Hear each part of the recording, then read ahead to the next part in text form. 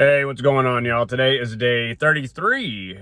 We made it past day 30, but today's day 33 of no contact with a toxic, abusive partner, aka narcissistic, aka borderline, aka who cares? Toxic is toxic, abusive is abusive. If you're in one of these relationships with one of these types of people, you should get out and get away. That's what I've started this channel based upon, just kind of my testimony, what I've gone through and been going through, and my redemption and my road to redemption and staying no contact. But I said I was going to do the first 30 days, and this is day 33. So we're gonna maybe just kind of keep it with some updates. This is a story. Today's gonna be a little bit more of a story of why you should not have a baby or get married or get someone pregnant, or however that works for you and what your situation is. You should not get a crazy, toxic, abusive person pregnant or marry them or get pregnant by or whatever. So that's what we're gonna cover today.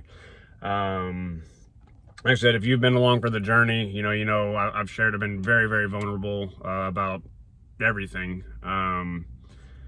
This topic is pretty sensitive. I've been planning on talking about it for weeks, but I just really haven't found, I just haven't done it yet. So I want to do the first 30 days. I skipped a couple days towards the end, but I want to, I'm kind of just making the content to cover the 30 days, but like I said, this is a tough one. I've been through a whole lot of trauma with this woman. Like I said, she broke up with me over 75 times, incredibly abusive, physically, verbally, emotionally, spiritually, lied, manipulated, gaslit, projected, diverted, all the stuff, lied to the police, lied to people, lied to my family, lied to people, strangers she didn't know, just all around, just all the typical traits of these types of people. Like I said, I'm not gonna put a label on her. She's just a lost, broken woman who grew up through a whole lot of trauma herself and is still taking it out on people. And I hope and pray she gets her freedom. I've been getting my freedom through Christ Jesus. Y'all been watching that journey with me here. But yeah, today's video is on why you should not get a crazy woman pregnant or a toxic, abusive woman pregnant. Like I said, some of you are going to be women, and why you shouldn't have a crazy, toxic, abusive man get you pregnant. Some of this, like I said, this is going to be tough. Some of the stuff is hard to talk about, tough to admit. But yeah, I from day one knew that the relationship was wrong with this woman. Almost from, not day one, day two, I should say. Asked God about it, asked for clarity, and again, I'd fallen away from him, so I wasn't walking like I should, I know, and so none of this would have happened anyways. I've repented from that in turn. Like, you've seen the previous videos. If not, go back. There's some good stuff there. But knew from the start that it wasn't right, and didn't listen to that, didn't listen to God, and stuck it out for 3 years. I mean, within one date, I was being cussed out, told I was an effing liar, get the F out of here, F you, I'm not, oh, you're an effing liar. Again, she asked me about something very, very personal about my life that I don't share, and I shared it. I felt comfortable because I felt it was like love at first sight. I thought I was going to marry her. She said the same thing.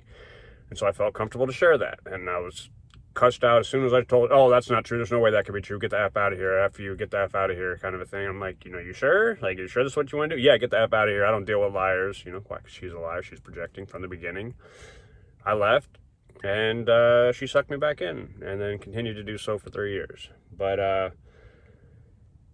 there'd be times in the relationship, again, all the breaking up and the discarding and not talking for weeks, or the blocking or the this or the that and all the stuff that I went through. She wasn't on birth control. And it got to the point, not to get too personal, but I did my protection methods, if you will, for the first while. But it got to a point in the relationship that she would literally break up with me. I've been broken up with in the middle of, and again, I'm sorry, if you're under 18, don't watch this video. I was going to say that. I'm going to try to keep it as correct as possible and appropriate as possible. But I have literally been broken up with in the middle of the act. Because I was trying to get her off of me before I was done. She was good to go. And when it came time for myself, I remember one time in particular, like I was literally trying to like push her off of me and she wouldn't. And then I got, but then like, I didn't even get to finish the production because for the fact that I was trying to get her off of my body, so I didn't do my thing while she wasn't on any type of contraceptive, she broke up with me. She literally broke up with me and kicked me out of her house because I would not finish with her on top of me. Let's say it as cleanly as possible. And sorry, I'm not trying to be graphic. I know this is like, this is a channel we're gearing towards getting our life right with Christ and all that stuff. And, we're still going there, but this is during my lost period and we weren't married. We shouldn't have been doing that anyways, honestly. But hey, we were.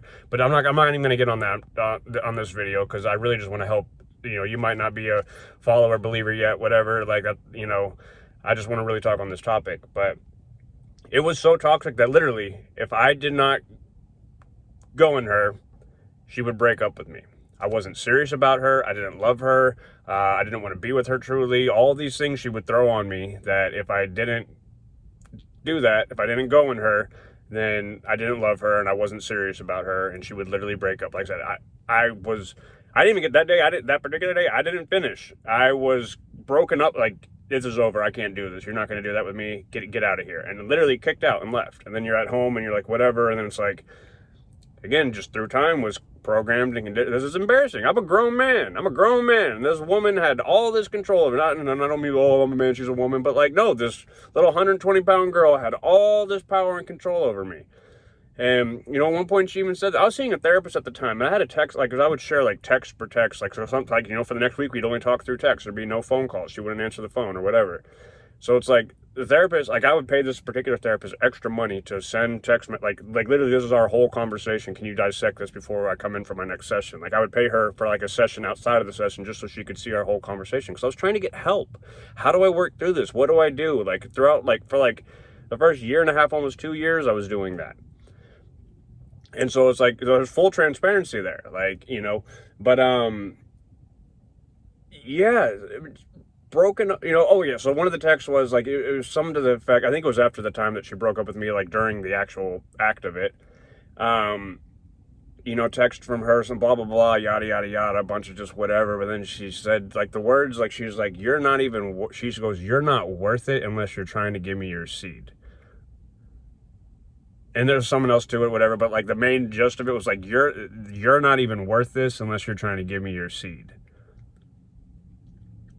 I shared that with a therapist. This has been a therapist who'd probably been, I know I've mentioned different ones that I've seen, through the years, but this particular therapist has been in, she was a relationship like specialist. She worked with women, a lot of women especially too. And she shared this with me because we had a pretty, like, we had good conversation, whatever. And like, she had shared this with someone else, of course, keeping it like discreet, like who her client was, but like had this she's like, I had this conversation with someone else. And like, she's like, I've been doing this 10, 15 years and I have never, that is the, like, I forgot how she said it. Like, that is the worst. That is the most, like, toxic, abusive comment, like, I've ever seen. Like, that, out of everything I've heard someone say to another person, like, that is the worst thing, it's just, like, the magnitude of it with the whole story of all the things that have gone on, and then, like, I'm not even worth it if I'm not trying to give her my seed and whatever. And so I just share all that because, like, to have a therapist tell you, again, to have therapists and different things, like, dude, this is insane. Emotional terrorism from nothing. Like, you need to get away. I went and met with a therapist one time just to meet with them, just to share a snippet and just to have a session. It's like, dude, this chick is crazy. What are you doing? Get away from her. Do you think you can help me? Maybe. I don't know. Because if you're still sticking around, like I was lost and broken, like, so it's been validated or occur all over the place, from professional people, from godly people, from people that know me, from random strangers. Hey, let me run this past you, whatever. So share all of that. Because she was constantly saying, our relationship will be fixed, we should just get married, or, we moved in together. She moved out on me. Was living in my apartment, we were living together, and she didn't go to a friend's get-together with me, and we're also, it was a time, she was late on her, it was her time, and she was late, and not on anything, and then was intimate with me before I left the house, meanwhile, and then I went in her, had a moving truck waiting outside, waiting for me to leave, left. She started packing up all of her stuff, and by the time I got back, all of her stuff was gone, and she was gone. And this is a woman who harassed me over and over and over, made me feel like I was constantly trying to prove to her that I loved her and I wanted to be with her. So yeah, I would go in her, not on any contraceptive, and knowing that it would, how big of a mistake it would be if we got pregnant. And you know, she would always, oh, we should, you know, what, you haven't married? Well, I was gonna marry you. I bought you a beautiful diamond, and I was having a custom band made, and weeks out from proposing to you, and she did more crazy stuff, and all, you know, it's just, it was always crazy. But like, I knew better, and I knew it wasn't right to live together. Tried to stop that. Oh, you don't want to live with me, you're not serious about me. Oh, you don't sleep every night, you don't love me, you're not serious about me. Oh, you're not trying to get me pregnant, you're not serious, you don't want, oh, you won't marry me. It was always, and so I'm always trying to like, and I'm like, well, I love you so much, I'm doing everything. And then so like, it's just, she was so in my mind. I hate it. She had control. It was like puppet master. She had complete control over me.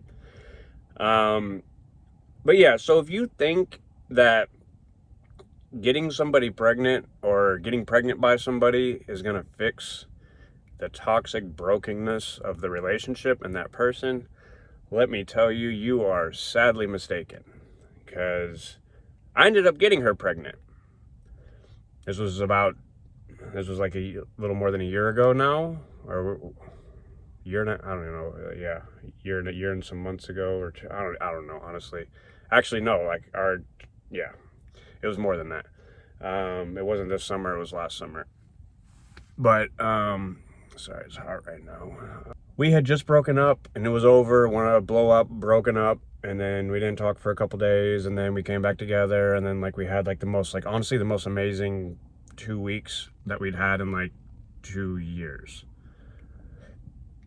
And everything was so great, and I was usually pretty cautious, like I gave into her ways, but like I really tracked her cycle, if you will. I mean, I'm not trying to be whatever, but like I did, you know, and I on those particular times when it was like usually pretty dicey, like I was pretty good about finding a way to not do that with her, or at least be able to do that safely as I could. Like I said, I'm just going to keep this light, you know.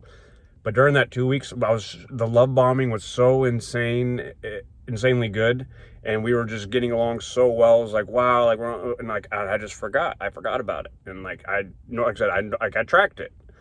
Not like a crazy, like it was just like, I'm not trying to get you pregnant while we're still, like, I love you, and yes, ultimately I do want marriage and I do want kids with you, but like until you can show me that you're stable enough, like I don't want this. Like, I don't want that to happen, because then you're stuck with somebody, in essence, at least in some form, for the rest of your life. But yeah, so we had a good 2 weeks, and then like it hit me.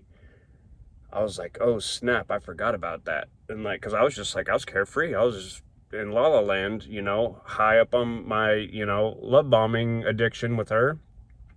And go figure, I left the house, came back with flowers, with steaks, with all sorts of stuff, and I forget what even the stupid thing was, but she kicked me out and broke up with me. I forgot over what.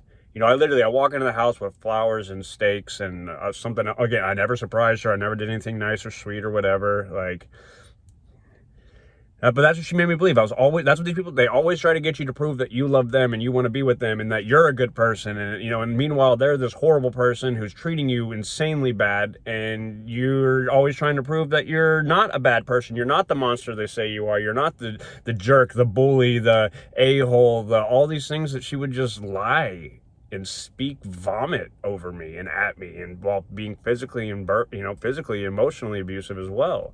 Like, no. So when we break up, you know, and then someone just told me in that time that we broke up, I was like, I just knew it. I knew she was pregnant.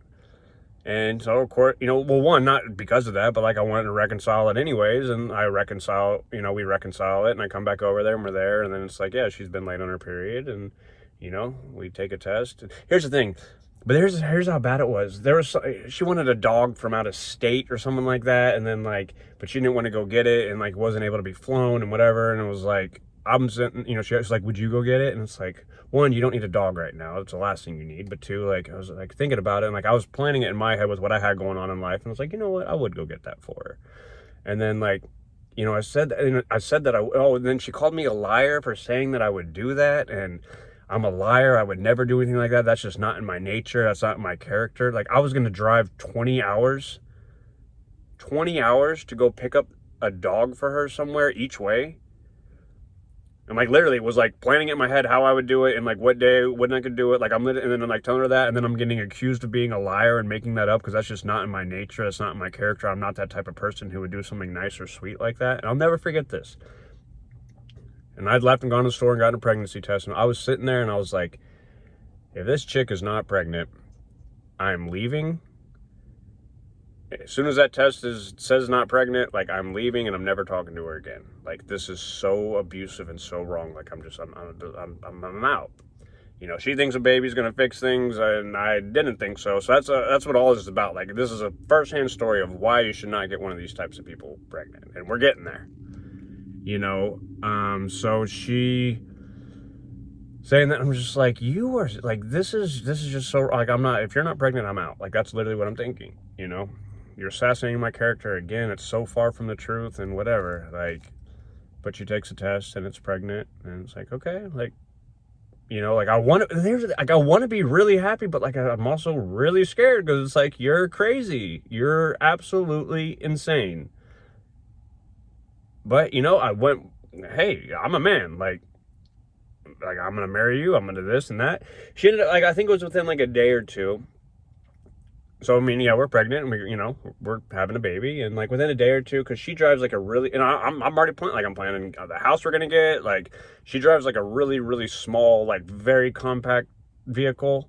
And, you know, I'm thinking of like, and like not them, but like, hey, you know, like, you know, when it getting closer to the time of having the baby, like, you know, like, because her car was even paid off. It was like, you know, I want to, you know, we should sell your car, and then like I'm gonna put you in something like big and nice, you know. Like, I didn't mean like nice, like her car wasn't nice, but like, you know, put her in a, you know, a Tahoe. You know, I knew what kind of cars she liked, you know, like a Tahoe or a SUV, you know, Lexus, or just like something for one, like ultimately something safe. Because I'm sorry, like, you get into a car accident in that type of car, without a baby, you're probably in pretty good trouble. Like, I could pick that car if I like really needed to. I could push that car over. Like, it was like that kind of a small compact car, and it's like, no, like, we need to be in something like my car's plenty safe for a baby, and you know, and then, but because of that, like, she like almost basically broke up with me over that. Like, how dare I? Her car's not good.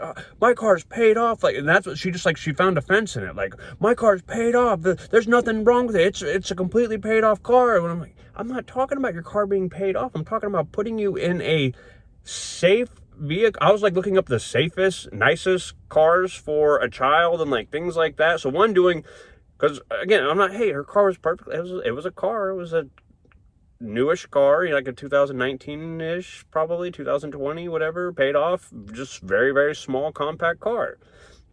I wasn't assassinating her car, but hey, like, you know, and before the baby comes, you know, when we're in our house and whatever, like, I want to get you in something, like, you know, what kind of cars do you like? You know, you like Range Rover, you like Tahoe, you like, you know, and just like trying to figure out what she wants, because again, all those are safe cars. Like, so it's like, that's my heart. Like, I'm trying to put you in a bigger, nicer car and what you want. And she ended up telling me what she wanted, but then it was like, wait a minute, my car's paid off. Like, it's perfectly fine. Like, how dare you? Like, because my car's this has nothing to do with paying off your car. This has to do with having a car that's safe for a baby. You know, you get hit by one of these types of cars, y'all are rolling all down the street, and I'm not having that. Like, I don't want that to happen to you. I don't want that to happen to my baby, our baby, you know, whatever. So anyways, we get past that, and then a couple days later, then it's like, oh, here's the cars that I want, blah, blah, blah, and all, you know, and then, you know, she flips, you know, because Dr. Jekyll, Mr. Hyde, like, 1 second, I'm the biggest jerk in the world, and literally, like, I think she didn't talk to me for a couple days. I wasn't allowed over there. Well, you know, she's pregnant with my baby, our baby, whatever.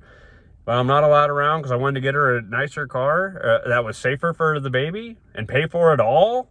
and have it in her name. If worse comes to worse, you got a paid off car in your name. Like, wow, well, I'm such a jerk and a bully and a mean guy. How horrible of me. I mean, it's laughable now, but it's sad and it's scary. But like, sorry, this is story time and I'm rambling, but like, these are like the things that I'm dealing with this person, this woman. And so we get past that, and then like, we had our first appointment set for, going to see the doctor and all that. And,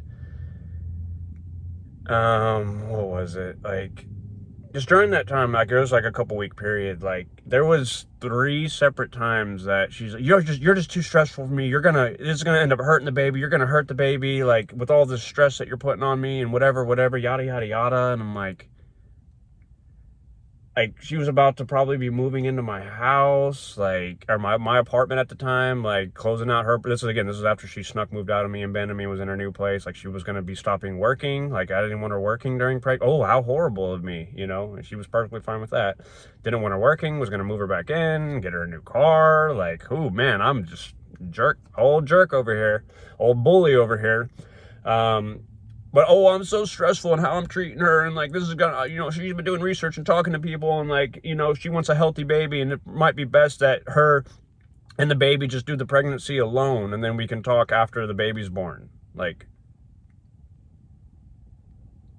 you want me to disappear for the next 7, 8, 9 months and not be around while you carry this baby the whole time and somehow work and whatever and all that, and me not be around with the woman I'm gonna be, like, I was ready to go get married. Like, let's go get married. Like, like, at this point, like, we're having a baby, like, we're together, but she's literally, there was, I think, over a 3-4 week period before our first meeting with the doctor, she had literally told me that she's like, I don't want you around. Like, you need to not be around while I'm carrying the baby, because your stress it's stressing me out, and it's gonna make it, it could end up hurting, or I don't even know, she's killing the baby, or we could have an unhealthy baby. I don't want to damage the baby. She's always talking about hurting the baby being damaged. Mentioned some other things about if the baby's this or that, like, we'd kill it and stuff. Like, said some pretty. I'm like, what are you talking about? So, like, I'm not gonna go down that path on this video, but like, this is why you don't want to get one of these toxic, crazy, abusive people pregnant. But so yeah, so there'd be, like, I'm sitting here, this chick is pregnant with my kid, and I'm sitting at home, and I'm blocked, and she won't even talk to me, until a couple days. But then in a couple days, it's like, but you're not here. How are you not here? And you're just having me do this alone and all this, and you're not even around. And it's like, what the? At that time, I was not using good words. Like, what are you talking about? You told me that I was too stressful to be around, kicked me out of your house, and blocked me, and wouldn't talk to me. And then 3 days passes, and then now I'm getting hit up and harassed that I don't love you, and I'm not around, and we're having a baby, and I'm not even around, and I don't even care, and I don't love you, and all this stuff. And it's like, meanwhile, let me remind you that the whole relationship, she would break up with me if I wouldn't go in her. And then she finally gets pregnant, and then she doesn't want me around because I'm too stressful, and then blocks me and kicks me out. And then when I'm blocked and kicked out, then I'm getting messages and harassed that, that I'm not around. But it's like, you literally said that I was too stressful for you and the baby, and it was unhealthy, and you blocked me or kicked me out or whatever for whatever particular time it was. And then now, days later, I'm getting harassed that I'm not around, and I don't love you, and I don't love the baby, and I don't want the baby, and I don't want this, and I'm not happy about this, and all. It's like, talk about a mind. Not to mention, I'm sitting there like, I have this, for one, insane woman pregnant. She's not allowing me to be around, telling me all this stuff, and then I'm getting the reverse psychology mind effed, mind my language, about I don't love her, and I don't want to be around, and I don't want to be around the baby, when I was kicked out and, like, been told that she's going to do the pregnancy alone because it's too stressful to be around me. Anyhow, so we'll get to, a couple weeks later, and then we were on another round of, I'm too stressful, she doesn't want to be around me, she's going to do the pregnancy alone, at least do the pregnancy alone. Again, this is why you do not want to get a crazy, toxic, abusive partner pregnant, or have a baby with, or get them pregnant, or whether you're a guy or girl, I don't know who's watching this, but however that works.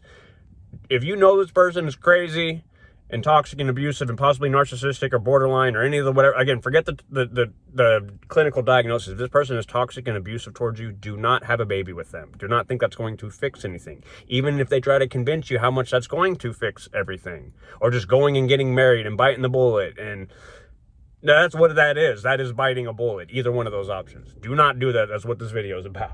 But I'm going to try to wrap it up. But so yeah, so we're on a period of it, you know, she kicked me out again and was going to do the pregnancy alone, and because I was too stressful and it's going to hurt the baby. Again, if you're always talking about the baby's going to be hurt and thinking about that and all that, again, and I'm not going to go down that path, but there's a lot of stuff that was said that has me really questioning some things now too also.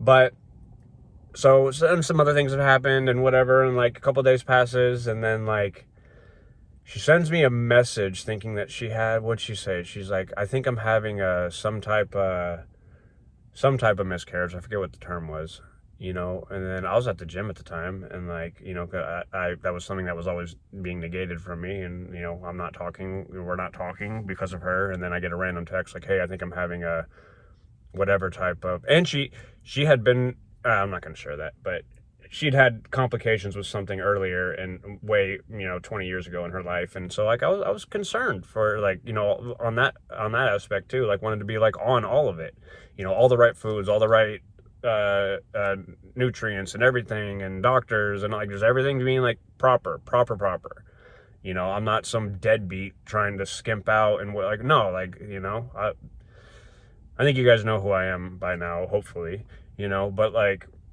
whether you do or don't, it's irrelevant. I know who I am. God knows who I am. My people know who I am. It's all good. So, but I get this message, I think I'm having a whatever, and it's like, blowing her up, like trying to get it, like her to, like, what do you mean? Like, you think you're having a miscarriage? Like, what's going on? Like, you're at a hospital? You what? Like, what's going on? Like, oh, and I think I got a text. She's had some light bleeding or something and was talking with someone and whatever. And then like, I'm literally calling her, please answer. And I was at the gym and my phone was literally like about to die. And like, I'm calling my mom, I'm calling my sister, I'm calling people, like, can you get a hold of her and see what's going on? Like, my phone's about to die. And then like she read my messages and then wasn't responding. And I'm like, okay, that's great. And then my phone dies. And then so like I'm using the phone at the gym to call her and she still won't answer.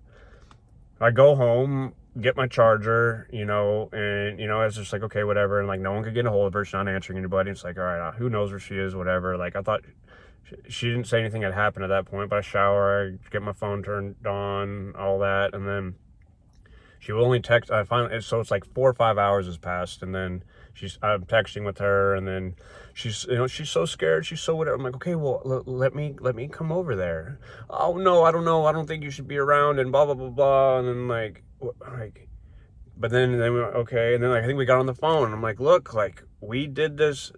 Sorry about that. So yeah, you know, it's just too stressful with you, and I don't know, and I got all this going on, whatever, but I'm so scared. When I'm like, okay, well, I should come over, you know, let me just come over and be with you. Oh, I don't know. And then like, we got on the phone, and then same thing, like, I don't know. And I asked her, she told me, she's like, she had a little bit of light bleeding or something, like very, very light. You know, I think I had her send me some pictures, because also too, like, I didn't trust her. Like, how messed up is that? Like, hey, can you send me a picture? Because I don't trust you. She's lied so badly. Like, I'm asking to see pictures of light bleeding, you know, to even know that she's even telling somewhat of the truth, you know. And, you know, so this is one, wanting to be around her because I genuinely cared. All of it was because I genuinely cared, you know. But then the other part was like, are you even telling the truth? You know, yeah, like, so, you know. And then on the phone again, like, okay, like, I love you, we're having this baby, like, I should be there with you, I shouldn't not be around, you know. And it's, I don't know. I'm like, okay, well, like, I'm sitting here just waiting, because, you know, how many times I've been to her, oh, come over, whatever, and then she locks the door and won't let me in. And it's like, it was like a 30-minute round trip every time, you know. So it's like, I'm not, like, I learned, you know, typically not to just drive over there for any reason, because she may or may not let me in. So abusive, so toxic, and just dangerous and abusive. But anyways, long story short, on that night, you know, we're talking on the phone. I'm like, hey, let me come over. Let me come be with you. Let me come lay with you. You know, it was later at night. Like, it was like around 10. Like, let's go to sleep. Let's figure this out. We'll call doctors tomorrow. We'll do whatever. And then, oh, I don't know. I'm like, okay, well, like, I'm here. You know, I wish you reconsider, you know, but, you know, I'm here. And we get off the phone. And then, like always, in all types of different situations, minutes passes. And, oh, I'm so scared right now. I'm so scared. I'm like, lady, like, I'm your boyfriend, you're pregnant with my child, I'm trying to come be with you, and you won't let me, but then as soon as we get off the phone, you continue to text me about how you're scared and this and that. And so, like, 3 rounds of that, finally, like, oh, okay, yeah, I guess you can, yeah, I guess go ahead and come over. And so I go over, and then the next day comes around, and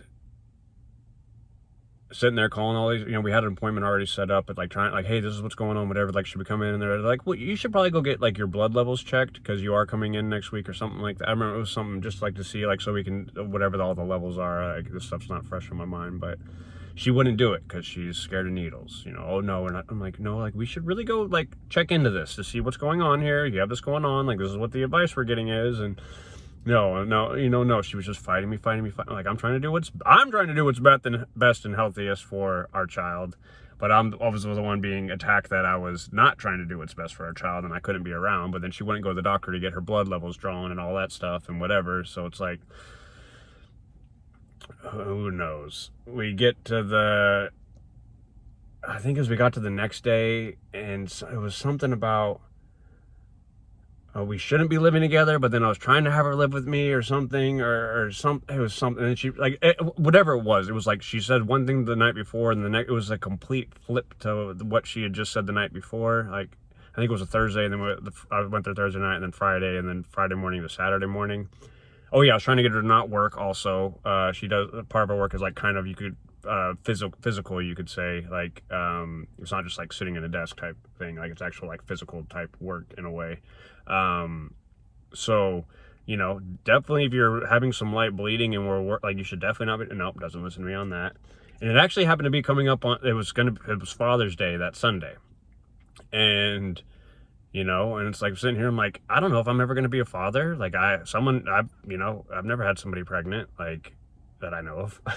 But, I don't mean it like that, but, like, you know, you never know in life, you know.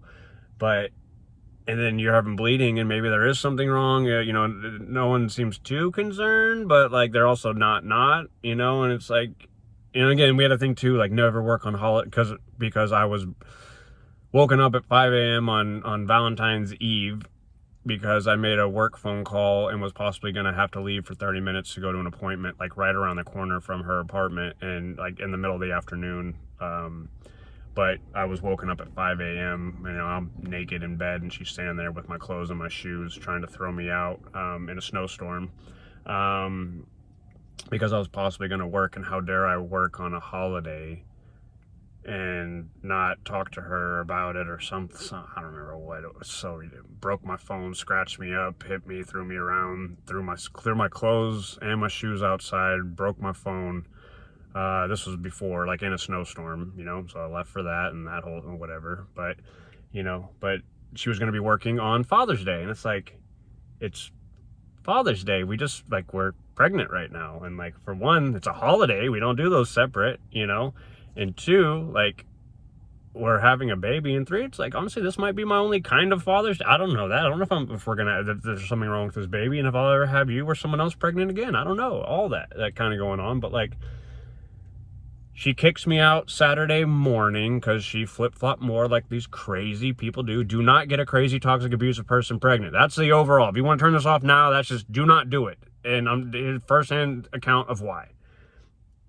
Kicks me out Saturday morning and starts texting me Saturday night something, and you know, it's just some various stuff, and it's like everything she said was just complete nonsense. And then I get this long text from her Saturday evening.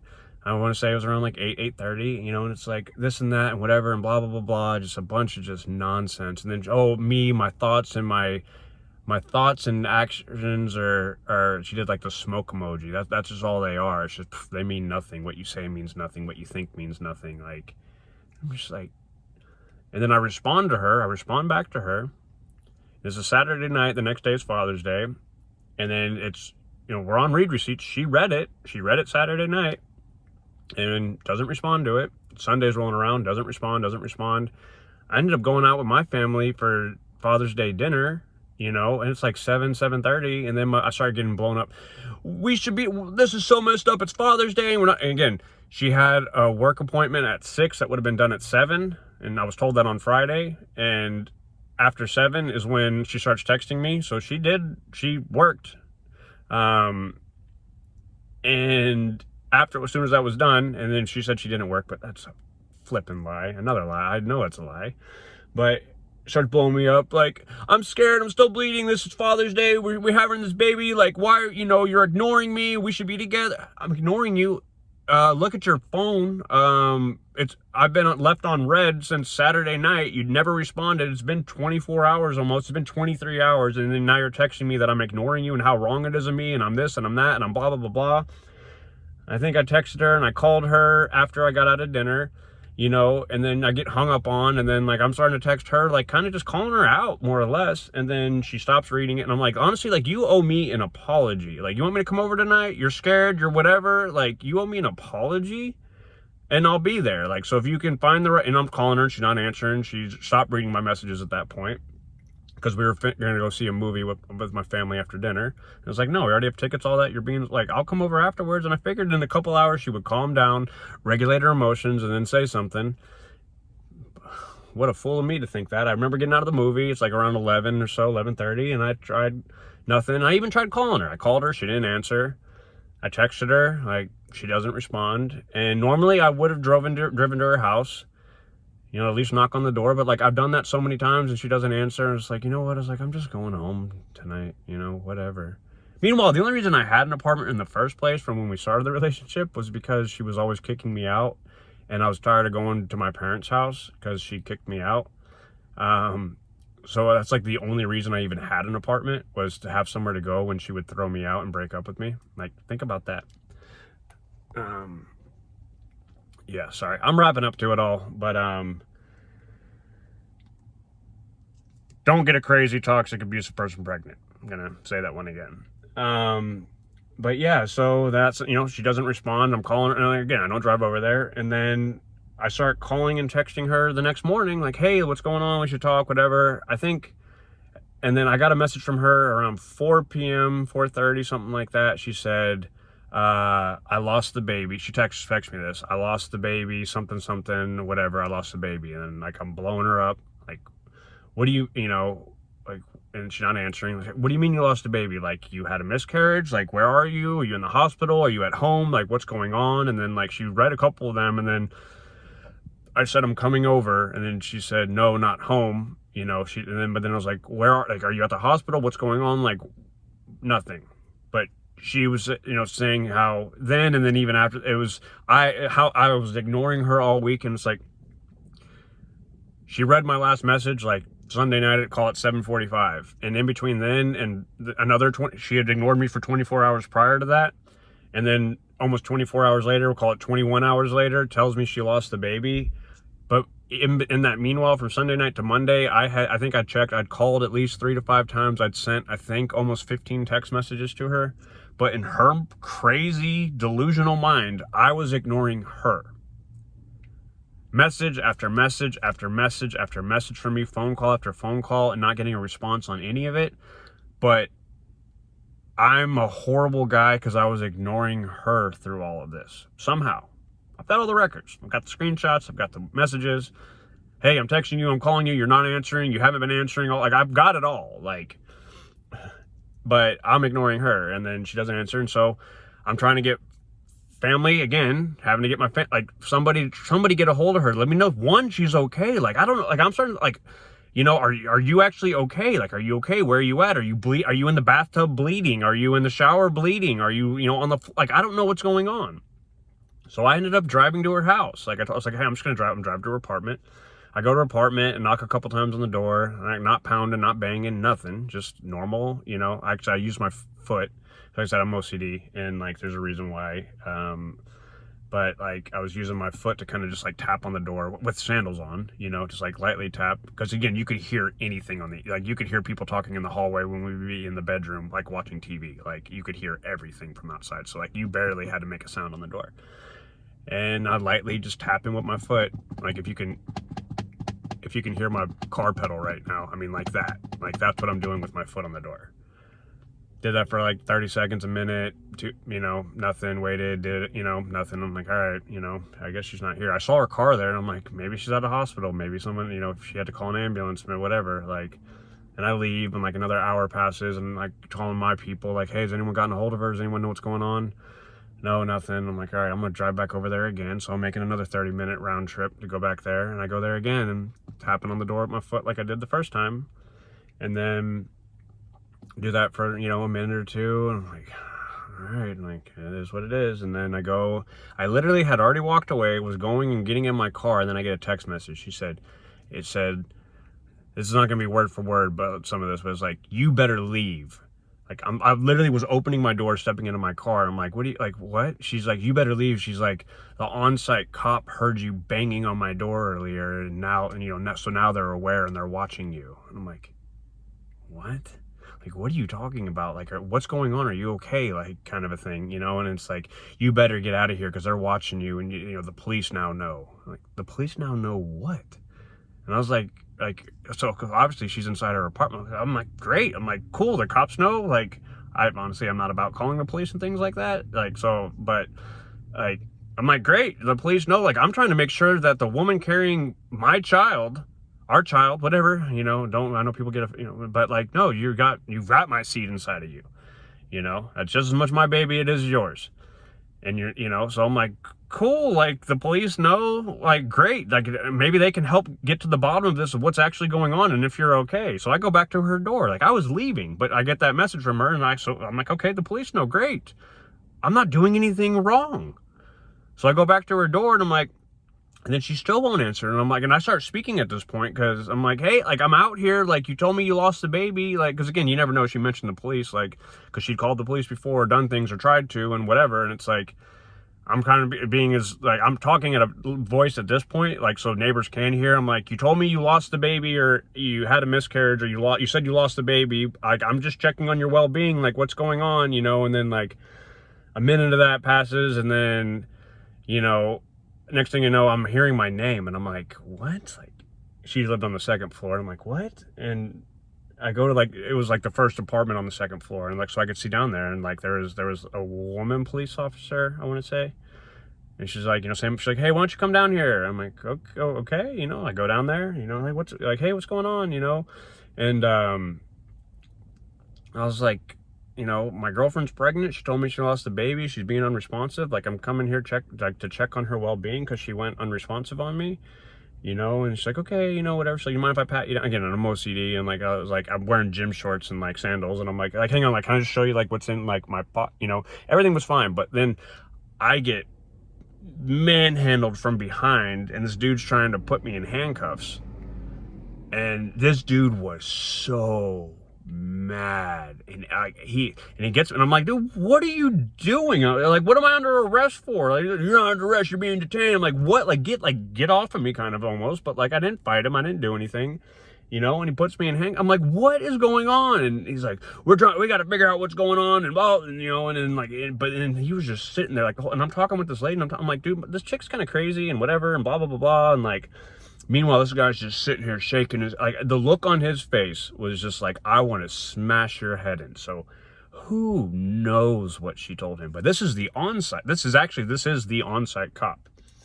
And I talked with him for about 15-20 minutes. The on-site cop went up to her apartment, up and down a couple times, and then comes back, and then they're like, hey, you know, we're gonna give you a I'm just like, when the police get involved with something, I haven't been dealing with the police for a very long time, because I've, you know, whatever, you know, I just was trying to I'm in handcuffs, I'm trying to get out of handcuffs and trying to get away from there. You know, I had work to do the next day, I had clients I was supposed to be meeting with, and whatever. It's like, the last thing I can be doing is getting arrested right now. So I'm just like, quiet, whatever, yes, whatever, like, let me get out of here. But they're like, you're gonna be, you know, you're gonna be served with a criminal trespassing warning. So, but like, if you come back here again, you know, you'll be arrested for criminal trespassing. I thought about it, like, after the fact, like, again, I kind of went into, like, panic mode. I'm in handcuffs, whatever. Like, I'm, like, you know, kind of like some flashback stuff, even if you will. It's like, I'm just trying to get away from the situation. But, like, really, I should have really pressed it very hard at that point. Like what? But I didn't. I was like, the whole time, like, there's two cops that weren't on-site cops. So, again, like, the police department came there, and then this on-site guy was there. And there was no need to put me in handcuffs. That was him. The other cops weren't going to do that or whatever. There was a calm conversation until he came up and snuck up behind me. You know, you're not expecting anyone to come sneak up on you while you're sitting there talking with two police officers. But again, this was the on-site cop. So that has me question some things in itself. But I'm going to try to wrap this up. You know, like I said, this might be just story time, whatever. But, like, do not get a crazy person pregnant. And here's why. But this female cop, you know, she's like, can I talk to you for, like, she's like, look. She's like, I'm a police officer, but, like, I just want to talk to you, like, as a woman. Not only am I a cop, but, like, I just want to talk to you as a woman. Like, if this chick, talking about my ex, she's like, if she's actually not pregnant or did lose the baby, she's like, I suggest you run as fast as you can and you never look back. Think about that. The police are there. We'll say at this point, who knows why they're there. We all know why they're there. She's like, if this chick is not pregnant, I suggest you get away from her and you never look back. You never look back. She's like, I'm a cop. I think she's a cop 20 years or something. She's like, well, I'm not talking to you even as a cop. I'm just talking to you as a woman. Get away from this chick. She's not pregnant. Never look back. Wow. So I get out of there and I drive off. You know, I got my criminal trespassing warning now for her apartment complex. And I told him, I was like, I don't know what's going on with her. I was like, I guarantee you in 10, 20 minutes, she's going to be texting me. Sure enough, not even 20 minutes later. What happened? What, you know, and so, but here's the craziness of the manipulation and the wickedness of people like this. I ended up getting this later on from my mother. I'm getting texted by my ex. Oh, like, what happened? What's going on? Are you okay? Kind of stuff. But as she's texting me that, she's texting my mother, can you please tell your son to leave me alone and stay away from me and all this, and he just won't stop harassing me and all this stuff? Like, I can show you the screenshots from my mom, from her conversation with her, while she's texting me at the same time, concerned, asking me what's going on, and then texting my mom. So my ex is at within a minute or so, maybe 3 max. I don't remember exactly. Maybe I'll share the actual screenshots, date them and all that. She's texting me, seeing what happened, and, you know, if I'm okay, kind of a thing, and then texting my mom that tell her son to leave her alone and stop harassing her, kind of I don't remember the exact whatevers, but, like,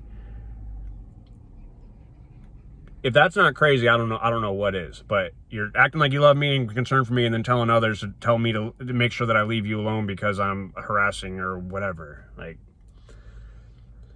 so I get through that night. I'm at home. I thought I lost my baby. You know, I'm bawling. I'm crying. I hadn't experienced a pain like that, like, before. Like, thinking, like, you know, you're having a child and then not. Like, I was bawling.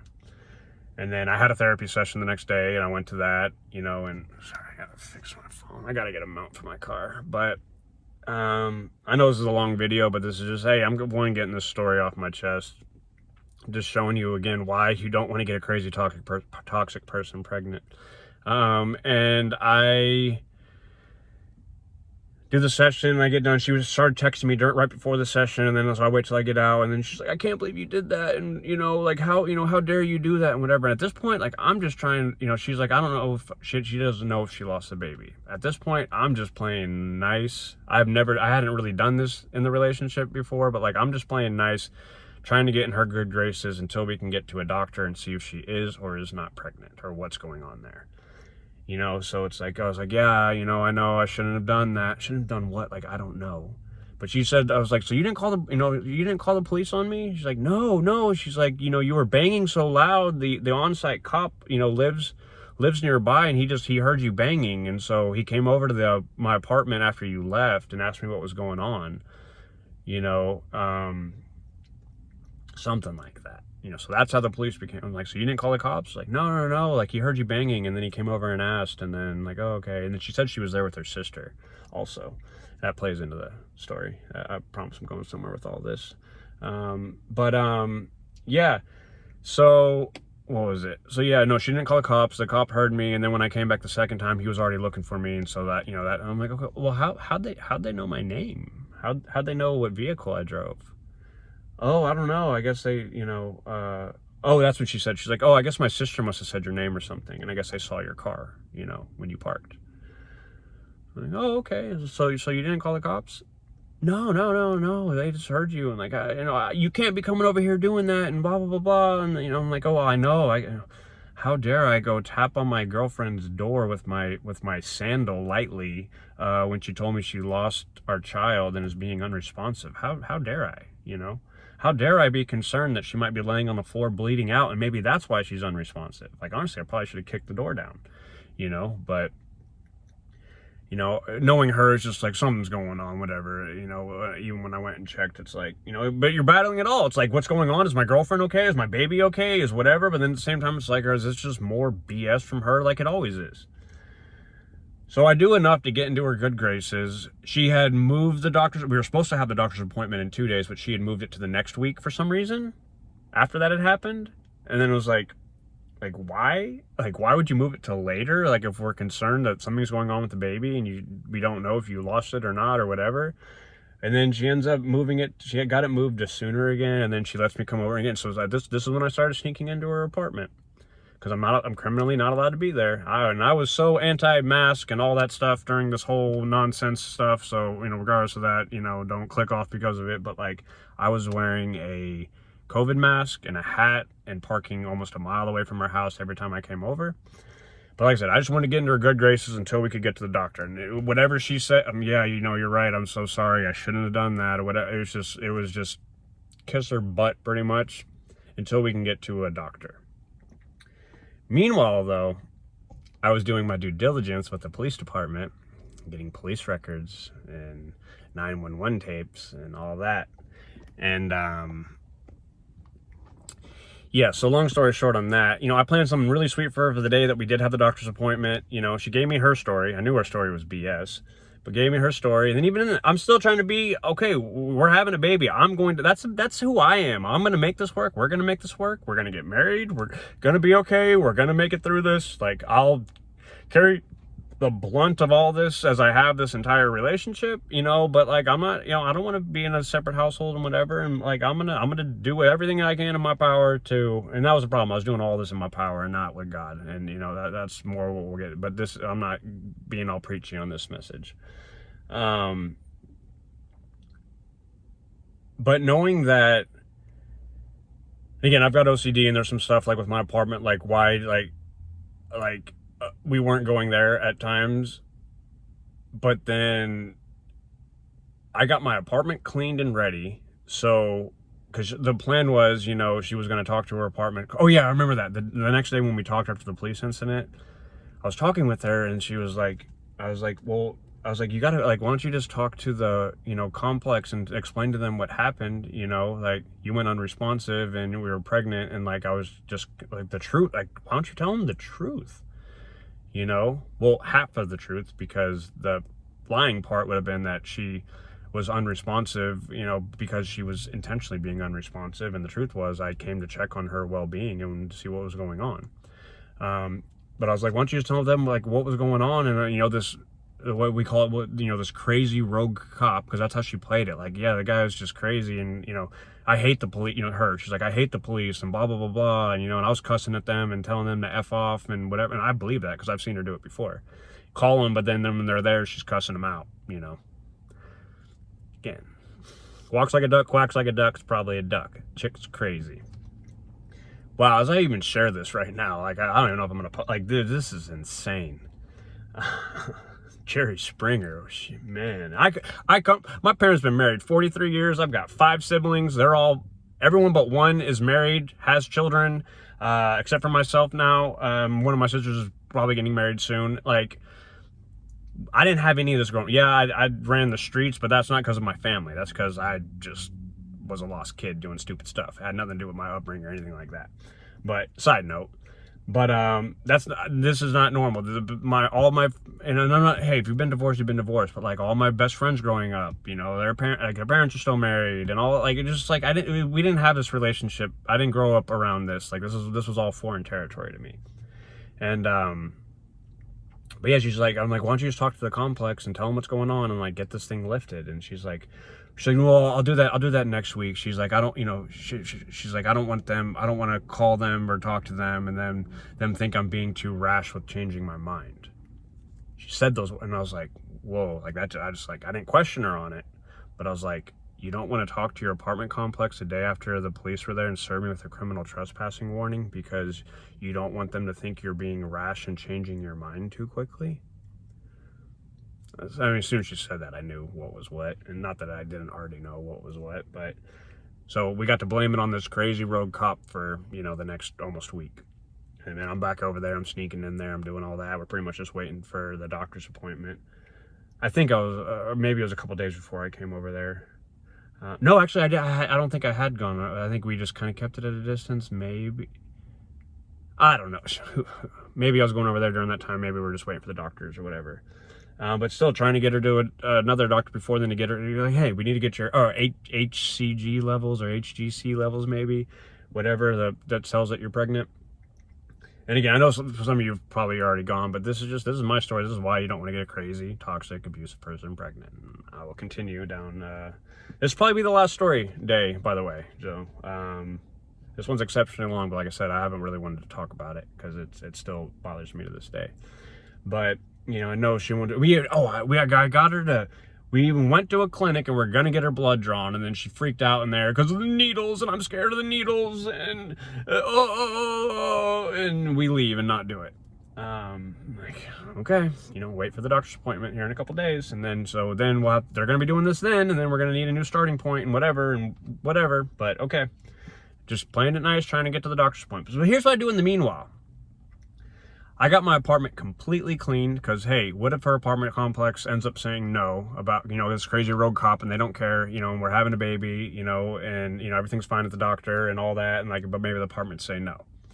And so I wanted to be prepared for that. So I was going to be a surprise to her that I spent like a whole day, like just deep cleaning, getting rid of trash, all sorts of stuff since she had left me. You know, I was in a pretty dark place, you know, at the times I was at home since she moved out on me. But yeah, got it completely ready. It was going to be a complete surprise to her. She wasn't expecting, because we, you know, if it was good with her apartments, we were just going to go over there. But even on top of that, I didn't know what was going to happen when we went to the doctor. I think it was a Monday, to actually see if she was pregnant or if she lost the baby or what was going on. So I, being the caring, thoughtful, loving guy that I am, I spent, and like I'm a researcher and whatever, I spent like trying to find the most perfect hotel.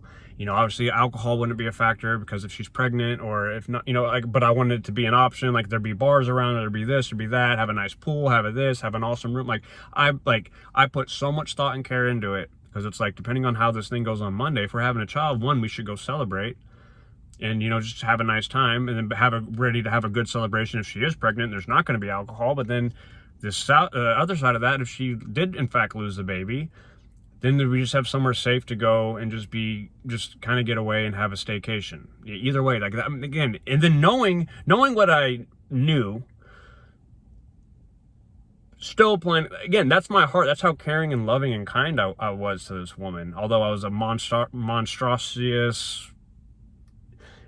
evil, wrong, bully, abusive, whatever she tried to project onto me all the time. That was her. All that stuff was her. So okay, long story short, I'm gonna try to wrap this up because I've been going. So I have a surprise hotel, or options even. I had like 3 different. I was like, hey, after it was over, like, this is what our choices are. What one sounds best to you? You know, like option A, and here's the advantages and disadvantages. Option B, like I had it planned out. Oh no, I think we were waiting for the doctor's appointment. I don't think I was over there, because I remember because it was like, even during that, like I was getting harassed by her on the phone. I remember that. I think I actually recorded a video of that during that time, because I was at home. you know, so even before we get, and again, just still trying to play, just playing it nice, but like, you know, just being assaulted verbally or whatever, you know, before the doctor's appointment, and just how, and it's like, I'm sitting over here spending hours and hours trying to make this plan, this perfect thing to surprise you with, getting my apartment ready so you can start coming back over here if the apartment say no, it's all the stuff, whatever. Go to the doctor's appointment. At that point, the baby's fine. Heartbeat's normal, baby looks normal, saw the on the sonogram, still have the video of the baby and its heartbeat, got a picture, got all the, you know, and then made our next appointment, you know, and it's like, well, hey, you know, we're gonna go to a hotel and go kind of celebrate and just, you know, we haven't been around each other for like a week. And she thought that was so great and wonderful, and then we go do that, and then, you know, then we do the night at the hotel, and then the next day, you know, she goes back home, and then she was gonna be talking with her apartments. And then I, you know, went and did my thing. And then I think that was the day that I got everything that I'd requested, I got all that. So I got the police reports. So I'll get to this part first. So then I talked to her, and then she's like, oh yeah, you know, the apartment said, you know, they're like, you can come over. She's like, I talked to the manager, and here's what she said. She's like, they don't have, because it's technically the apartment complex that did got the criminal trespassing put on me. She's like, I talked to the manager said, like, there's nothing that she can do. She doesn't have the authority to get that lifted, because if something were to, she's like, if, you know, if something were to happen in the future and she got that lifted, the responsibility would be on her, you know. And then she told my ex, she's like, you know, you need to tell him, you know, he can't ever do anything like that again. If there's any type of ruckus or he pulls anything like that again, you know, it's going to be a problem, you know. But I was like, okay. So it's like, so you're allowed, she's like, so it's kind of good news, kind of bad. You're allowed over here, but they're kind of just turn a blind eye to it. I'm like, okay, well, what about this rogue cop and whatever, you know, what if he sees me, he knows what I drive, and he lives right by you and whatever, there's gotta, you know, can we call and make sure that that message has been conveyed to him to turn a blind eye, and then it's going to be okay? She's like, yeah, you know, and she's like, oh, that's a good idea. Yeah, I can do that. And I'm like, okay, cool. Like, when do you think you can do that? You know, she's like, you know, oh, you know, I'll do it when we get off the phone. I'm like, okay, so like, you're not busy right now? You can go ahead and call him right now to call the office? Yeah, I can do that. I'm like, okay, cool. Why don't you just do it on three-way real quick, you know, so I can hear the conversation, you know? What? I'm not doing that. I'm not, I can't believe you. And you just, I'm like, whoa, like, I'm not going to say a word. Like, I just want, like, hey, you got to understand this. Like, if I end up coming over there and getting arrested and getting a criminal trespassing thing or whatever, like, that's going to affect my career and what I do. I can't have something like that, you know? And I was like, I just kind of want to hear, like, what's the harm in me sitting silent on three-way while you have this conversation, so I can have peace of mind that it's legally-ish safe for me to come over there. I'm not doing that. I'm not whatever. Oh, I can't believe you. And I just, the same old crazy, toxic, abusive stuff. What's the harm in that? Again, especially when you did nothing in the first place. I just want to make sure this lady isn't back saying, hey, yeah, it's okay that he comes over. Just make sure that, you know, we got to turn a blind eye to it, but just like make sure everything's cool. Like, why, you know, and checking on that she talked, because, oh yeah, she even said that she was going to talk to the cop. That's why I was like, can we call and confirm that she did speak to the police, on-site police officer, and that he knows what's going on, that it's okay for me to be there. But I wanted to be on the call for that, to confirm that. And so I got the same old crap, got assaulted on, got verbally cussed out, hung up on, I can't believe you this, I can't believe you that, whatever, yada, yada, yada, yada, yada. So we're off the phone, and I'm sitting there, and then like literally, like, as we get off the phone, I get an email in, and then that's the police report. Both times, literally the exact time I'd gotten there, because I remember I texted, like, hey, I'm walking up to her door now, like I texted somebody. So like, I have all these things like record form, like almost like minute by minute. Her name, her phone number, calling, and the report was X was there trying to break down the door or something like that. And then some other stuff, and then both times, you know, again, her name, it literally said her name and her phone number, and the time of the police call, the officers that arrived on scene, all the notes, so I have it all. And the only thing I was waiting on still was a 911 tape. But I had the police reports of her calling the police. And then so this is, you know, and so like I kind of, you know, this was the only time in the whole relationship I would say that I was kind of being like a little whatever you want to call it, but it was really just doing my investigation, seeing like how much can I not trust this woman. And so I go and what was it? I let a couple hours pass and I was like, you know what? Like, hey, I'm sorry. I'm sorry. I'm apologizing. I'm sorry. You know, I'm sorry I wanted to be on the call. Like, you know, I should just, you know, trust that that's okay. You know, and so I'll do that, you know, but like, I chose, this was the only time you could, like I said, you could say I was kind of like this. I was like, but I wanted to be very specific. And I was like, look, it's now been confirmed. We're having, and again, I have all these texts I can show you, literally. And this is where how sick this woman is. I'm like, look, okay, I'll trust you. I'll believe you. If you said that they said that, okay, that's what it is. I believe you. But moving forward, you know, it's been confirmed that we're having this child now. You know, I want to get married. I want to start our family. I want to start over, because she always like, can't love win. And well, that was always her thing. You know, yeah, you hit me in the face and break up with me and block me and send me packing. And it's like, why can't love win? Why? You know, I'm just like, I just want to let love, you know, in my text, I'm like, I just want to let love win, and I just want to be happy, and I want to, you know, have this baby with you, and us get married, and all this stuff. Oh, I told her then, I was like, well, hey, guess what? I got a surprise. Like, I was like, I cleaned my apartment. Like, you can actually come over tonight. And she blew up on me over that. Like, how dare you not tell me that? Like, why would you even make me call my complex? And whatever, and blah, blah, blah, blah. And like, if you had your apartment clean and we could have just came there and I didn't even have to call my apartments, blew up on me on that. So I got blowed up on for multiple things. And then, so now again, me having the surprise ready for if her apartment said no, like, guess what? I got a surprise. You can come over to my house tonight. It's clean, ready to go. You can come over tonight. But because I had a surprise, I didn't tell her about it a couple days prior.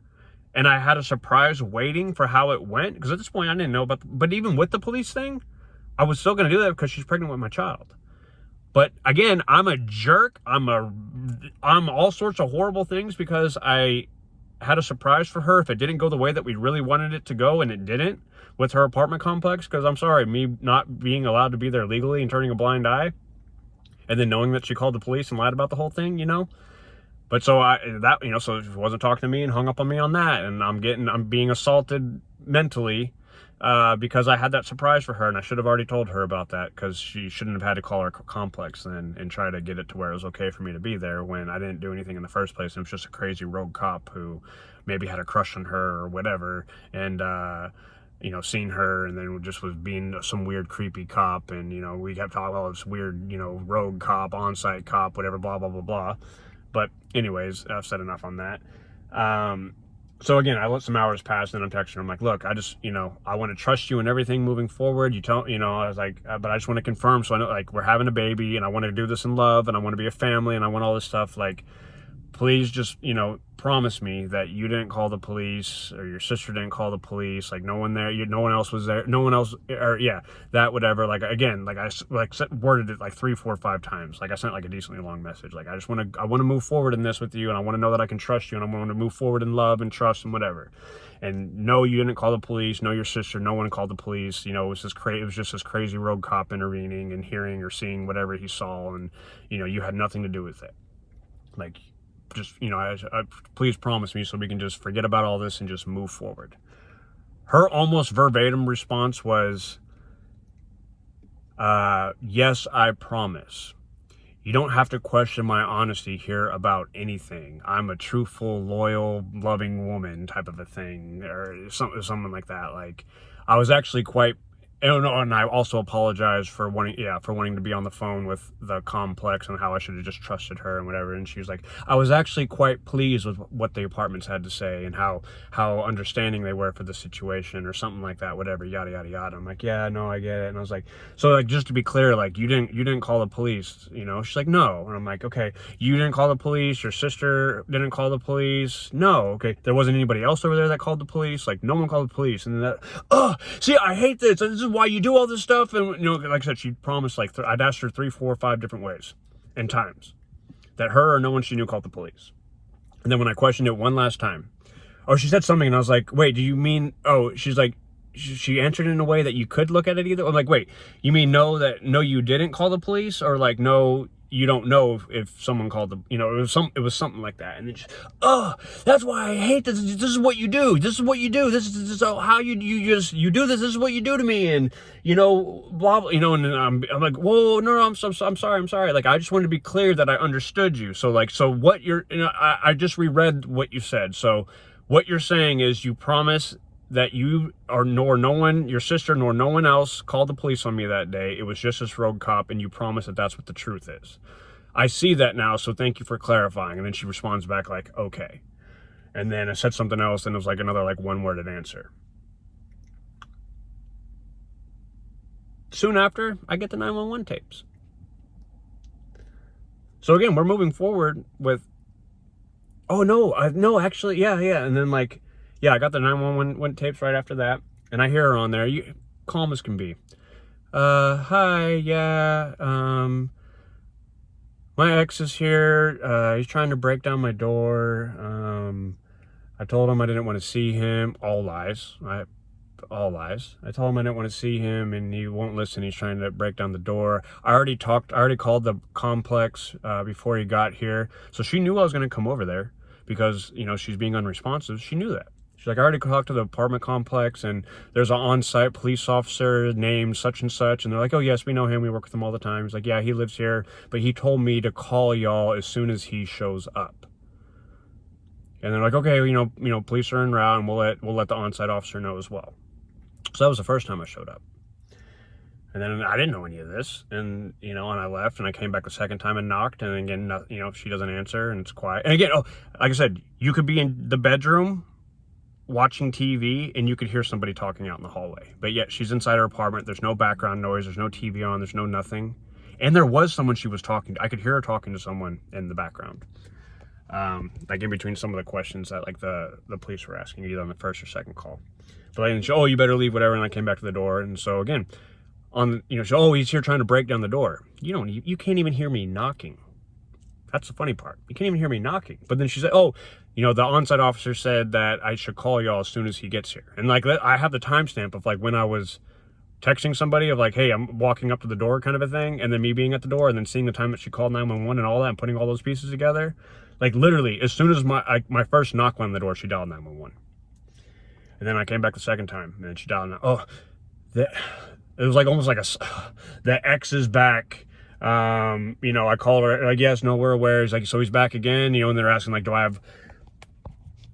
I have weapons? Am I violent? Am I on drugs or alcohol and all this stuff and whatever? And, you know, what kind of car I drive and this and that and all, you know, and then like, yeah, we're en route again. You know, just, you know, if anything changes, just call us back, you know. Again, you don't hear a peep from me because I was not even how much you could hear inside there. I was knocking so lightly that nothing. But you think if I was trying to break down the door was what she was saying, you would hear that on the 911 tape. You would hear someone, I'm sorry, you could be on that 911 call and someone could be trying to break down 4 doors, 5 doors down, and you'd be able to hear that inside your house on the 911 tape. That echoes so loud there in that complex. It was so loud in that hallway. But it was all a lie. Wrapping this up. Again, this is why you don't want to get a crazy, toxic person pregnant. And so so I listened to the tapes and I have that, and it's like, oh, it's just like how bad that hurts. And it's like I promise, and you don't have to question my honesty here. And that's the kind of stuff she told me the entire relationship. And like I've caught her in hundreds of lies. But I was a dummy. And again, this is embarrassing to share all this, but it is what it is. I hope I do this so you hopefully don't make the same mistakes I did. And so I didn't call her out about the police stuff, whatever. It's like, okay, well, now I know I can't. Now I have documented proof that you are a liar. And you're not to be trusted, but you're pregnant with a baby, so I gotta still make the best of it. I'm still gonna move you in, still gonna do. Sorry, my wrist is starting to hurt. I'm taking this. You are pregnant with my baby, and you know, whatever. Gotta make the best of it. Even if you are a liar and all this, I still gotta make the best of it. You know, because the last thing I want, you know, because even I remember the first 3 weeks. I remember there was a joke of her possibly being pregnant. She's like, "Oh, don't worry." She's like, "You never see me again anyway, so you don't have to worry about it." You know, she was making all these jokes, and then I made a joke back about, you know, something inappropriate. You know. Like an abortion type thing. I was so against that and all that, you know, but I was like, you know, like we'd been separated. She'd kicked me because it was crazy from the beginning. But then there was like a possible, maybe she was pregnant even from the beginning. But from the beginning, she's like, oh, don't worry, you know, you wouldn't see me again and I'd disappear and whatever, yada, yada, yada. And you would never hear from me and the baby again, you know. So, and then like multiple times in the relationship, she thought she was pregnant. And she's like, just be praying that I'm not pregnant. And she's like, I'll literally take anything to not be pregnant, you know, and I don't want, you know, but then all she wanted to do, she would break up. So this chick would break up with me if I wouldn't go inside of her, if I wouldn't give her my seed. But then she would tell me times that thought she was pregnant, that she would literally take anything in the world to not be pregnant and pray that we're not pregnant and whatever. And then like, just freaking, I'm going to go with the word psycho. Like, that is psychotic. But it's me. So it was all me. I was, according to her and probably everyone that she knows, it was all me. So anywho, wrapping up here. So she promises, once again, she's so truthful, and you know, I never have to question her honesty or integrity about anything, because she's so honest. And that's what we're starting our new start. Like, hey, regardless of what's happened, I just want to start. If you did call the police, fine. If you didn't, like, I just want to know the truth, so we can move forward in the truth and have open honesty moving forward. And honestly, if she would have told me at that point, yes, I called the police, I'm so sorry, I would have forgiven her and I would have moved forward. But she lied about it. But guess what? I'm still moving forward. So then I think about another day or two passes, and I think I still wasn't going over there yet. Oh yeah, because it was horrible of me to clean my apartment and surprise her with that and whatever. And then like not even a day or two had passed, and then I get a message from her that she had a miscarriage. She was in the hospital. Yeah, because she got mad at me, and I was willing to come over there. Or I think I maybe even came over there one night, snuck in there, and then she got mad and didn't want me around again after we know we're having the baby and all this stuff. I still don't call her out on it. But yeah, I get a call, or I got a text from her or something that she's in the hospital and she's having a miscarriage.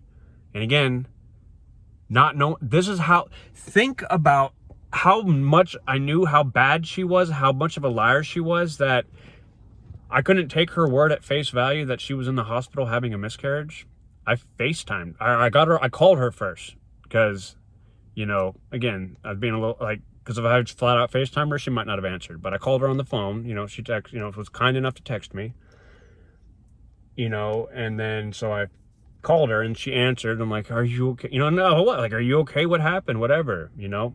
She said she just got really weak. She was bleeding some more. She passed a bunch of blood in the toilet, and then she ended up collapsing on the floor. She said she barely had enough strength and energy to reach for her phone. Like, she fell on the floor, dropped, like, to reach for her phone and dial 911. And 911, an ambulance came, firefighters came, and some other man had to carry my pregnant girlfriend down the stairs and take her to the hospital. I would have been there. I should have been there, but I wasn't allowed to be there because she was being crazy. And now some other dude, you know, I don't mean to be like that, but like, that's how I'm a man. I take care of business. I did in this relationship because I let this woman just destroy me and control and manipulate that crud out of me. But this is why I'm telling this story. This is how these people are. And I gave my everything to her, and I was destroyed for it in the end. But it's ultimately due to my disobedience to God. Like I said, I'm not going to preach on this one. And I'm like, okay, you know, and she's like, I'm bleeding so much and whatever. I'm like, you know, I'm like, oh my God, you know, I'm like, you know, oh, I'm so sorry. But I was, you know, I mean, we're losing a baby, but I'm also having to be intelligent here and make sure this really is what's going on. You know, I'm like, can you show me, you know? And then so like, you know, she FaceTimes down and you know, there's a bunch of blood there, you know, and like, honestly, like, I was screenshotting as we were FaceTiming. It was before like FaceTime would even like show that you were screenshotting, I think, but like, I didn't care. But like, I wanted to be able to like know that I could go back to them and be like, okay, yeah, there was a bunch of blood there. She's telling the truth. That's how much deception was there, that I felt to that level is what I needed, that because of the gaslighting and how much previously she lied and manipulated and caused me to doubt reality. Like, I'm screenshotting her bloody area laying in a hospital bed on FaceTime, just so I have something that I can go back with, because I know already that it could be twisted so badly that I wouldn't know what was real and what wasn't. That's how bad this manipulation and gaslighting can become. I'm screenshotting her bloody area with my baby coming out of there. Because also, she wouldn't allow me to come to I asked what hospital she was at. Can I come there, please? No, I already called my sister. My sister's coming to pick me up. She's like, we can meet up afterwards, after I get back home. I was like, that was fine. Like, I need you to not stress me out right now, and I need you to respect that. Because I know she knows that if I would have been there, I would have said something about the whole police thing. because her sister was not there. Her sister was never there. That was all a lie. That came out to be later on that was a lie. So I couldn't be there with my girlfriend with clumps of blood coming out of her. That was my that was my child with her. And she was so toxic and broken and such a liar and trying to keep her whole lies straight. She wouldn't allow me to come to the hospital because she didn't want me to cross paths with her sister. Who even knows if her sister knew that was my baby? I wasn't allowed to see her, be around her family for more than a year. So who even knows what she told her sister, if it was my baby or someone else's, or who even knows? But that's why I wasn't allowed to be there to actually properly grieve. I still haven't been able to properly grieve that. Wouldn't allow me to the hospital. And again, I'm just trying to not upset her. I'm just trying to get more proof of this is what's going on.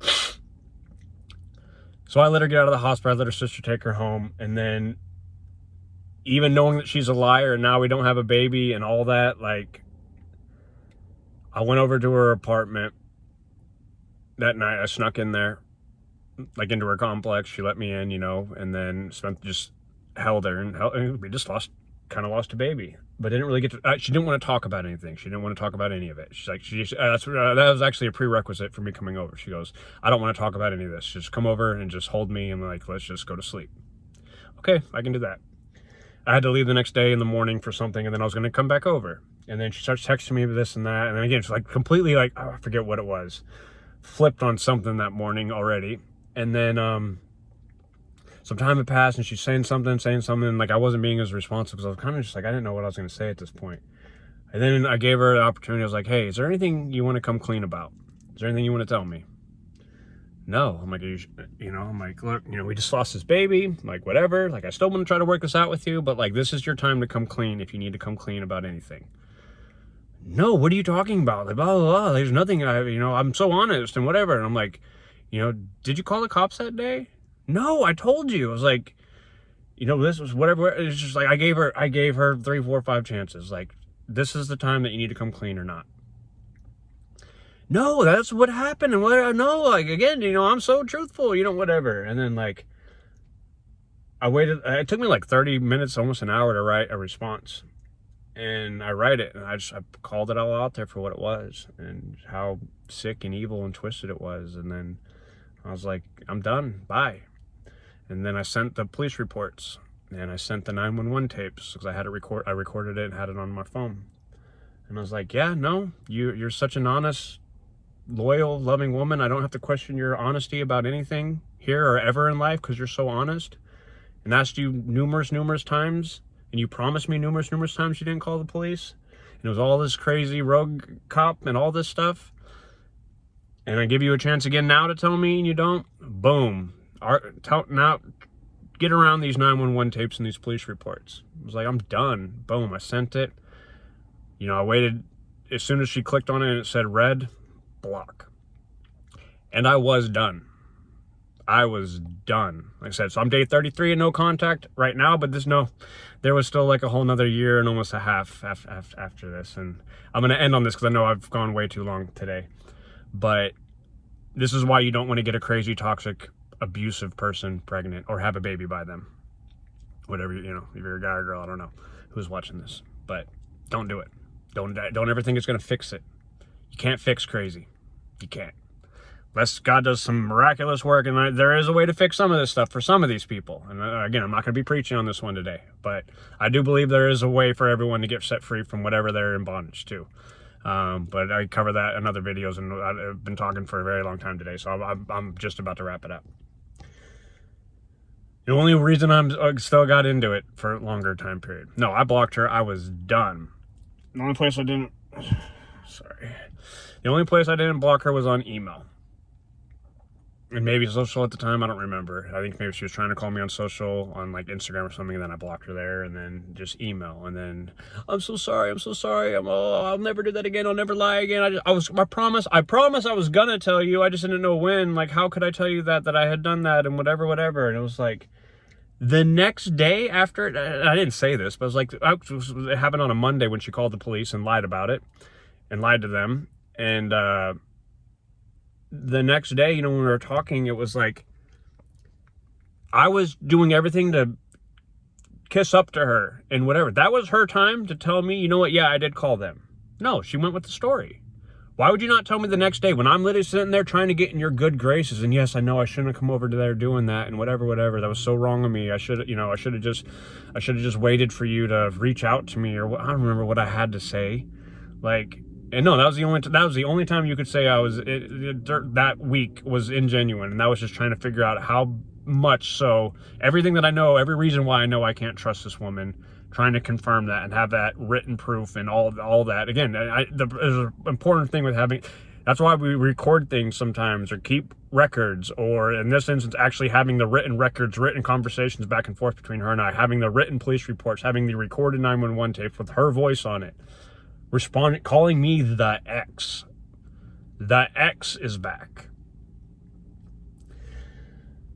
But, you know, oh, you know, I promised I was going to tell you. I just didn't know when. Everything was so, you know, how could I admit to doing that? Like, you know, like that's so horrible of me. How could I admit to doing that? You could have admitted to doing that when I was having to kiss your butt and act like I did the thing that I didn't do. How backwards is that? I'm having to apologize and apologize for something that I didn't do. I'm sorry, I shouldn't have been there acting all crazy like I was, you know. Yeah, I won't do that anymore. I'm so sorry. Just please, you know, let me back in. Let me, you know, back into your life, you know. Let's do this pregnancy. Let's have this baby, you know.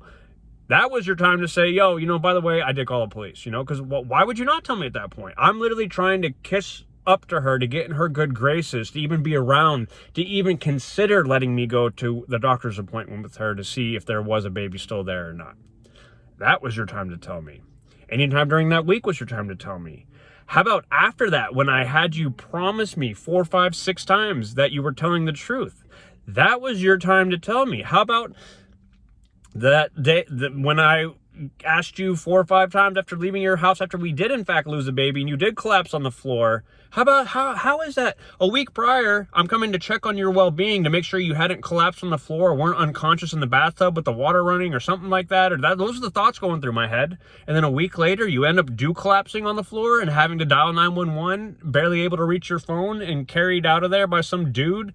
You know, if it's a firefighter, I get it, but like, that should have been me if you collapsed on the floor and whatever. I should have been there already. No, but you were being a psycho, and I wasn't allowed to be there with my pregnant girlfriend. This is why you don't get a crazy person pregnant. And then lie to the police about the whole thing and get me criminally banned from your complex and all this. It's all lies. It's all manipulations. It's all BS. And I'm saying this right now. I'm pretty upset right now. How jacked up these people are. I am a kind, caring, loving person. I knew this chick was lying to me so bad, lied about the whole thing, and I was still trying to be there and love her through it and be the best man that I could be to take care of my pregnant wife-to-be with a child that she's pregnant with, knowing that she's lied about everything. And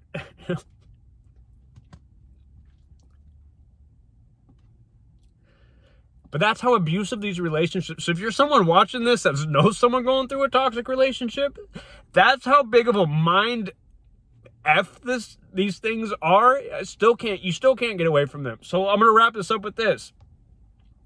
No, I wasn't talking to her. You know, she's trying to go, how could you tell me? You could have told me when I was having to kiss your butt and basically lie to you about, because I was apologizing for something that I didn't do, and you know that I didn't do. But we both know that I didn't do it, but I'm having to act like I did and apologize to you to get in your good graces so I can even go to the doctor with you to see if you are or are not pregnant. Is that not incredibly sick, twisted, and demented? I'd say so. But yeah, so like 3 weeks or so passes. No, I was not talking to her. She kept emailing me, and I'm so sorry, I hate the police, I'll never call the police again, this, that, whatever, yada, yada, yada, yada, yada, yada, yada, yada, yada, yada, yada, yada, yada. Same story, different day. No, I was done. I was done. We didn't have a baby, we didn't have a connection anymore, we were done.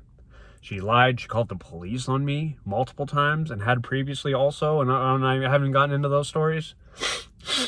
No, I was done.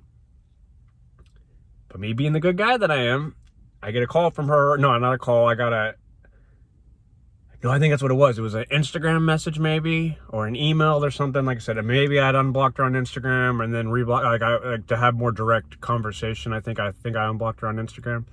She was at the hospital. I forget what they call it now, but she basically had like a month-long miscarriage and was going to have surgery to get the rest of the baby out. So me, being the kind, caring, loving man that I am, although I was done with her and I wasn't talking to her, I was done.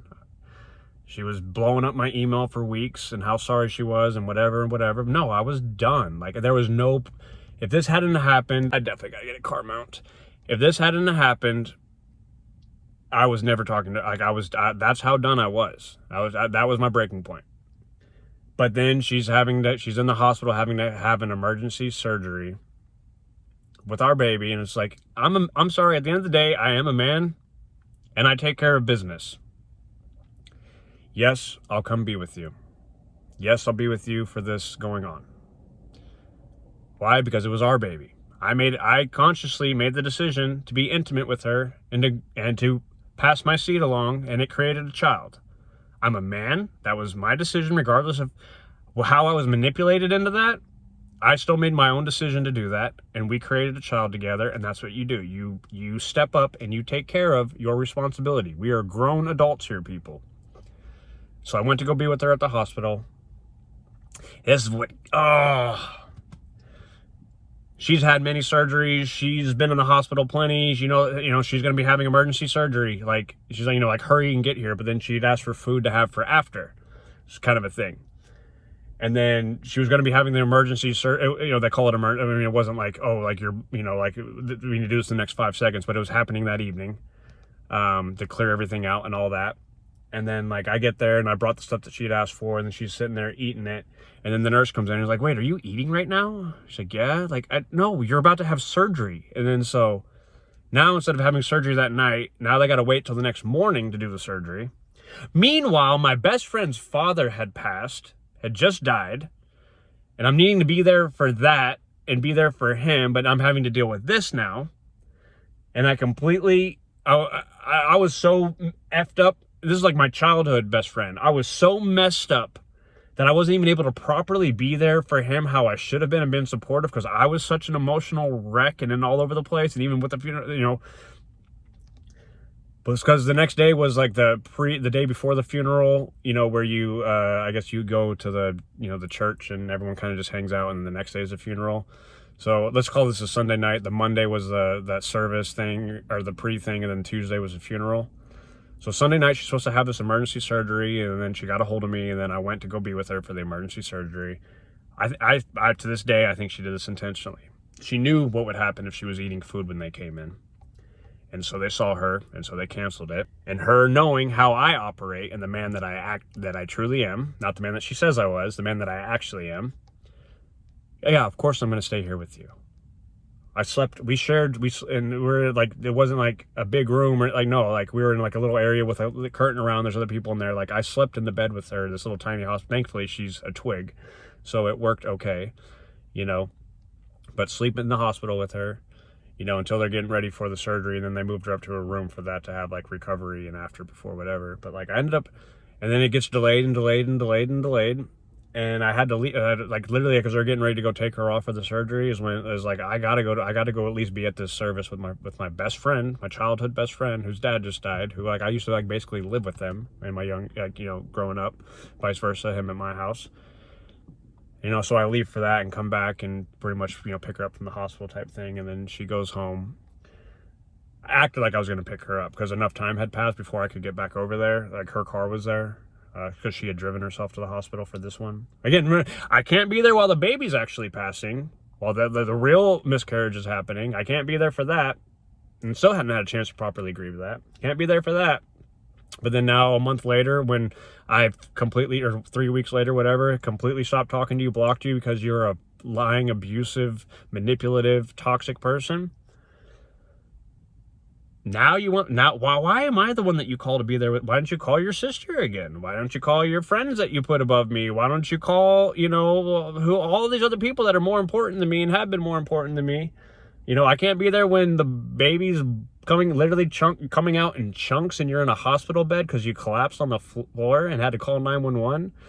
I can't be there for that, but then now I'm not talking to you anymore and I won't respond to you. And so now I'm the one that needs to be there. And of course I showed up because I'm a good guy. And then she intentionally ate food, got caught eating food.